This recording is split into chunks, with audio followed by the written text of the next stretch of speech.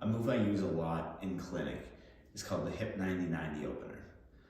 What it's targeting is hip mobility, especially the rotational capacity into internal and external rotation. So what that means is your hip's ability to rotate one way and then rotate the other direction.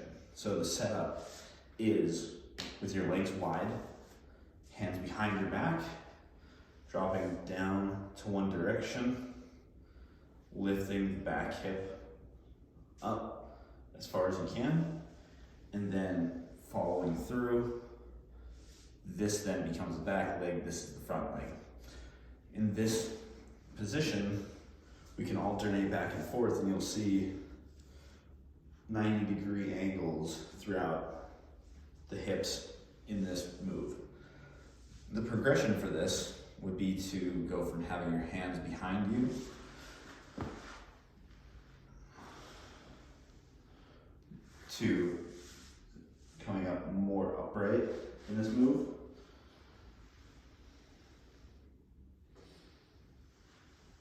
Along the way, you can shuffle your hands to follow your body. But the more upright you get, the harder it's going to be. From here, we can add a forward roll to help stretch out that posterior glute.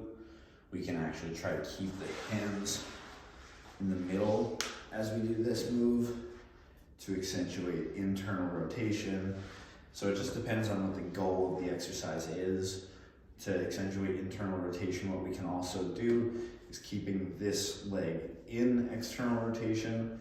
We're going to bring this hip back up, which is going to change the orientation of the pelvis to put more pressure of internal rotation into this side. So we can roll back and forth. We can also do a standing up position at the end.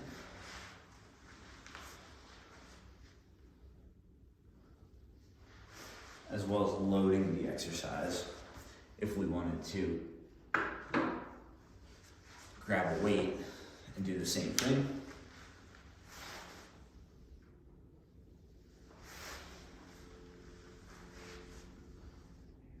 Challenging core stability as well as strengthening up the rotators of the hip.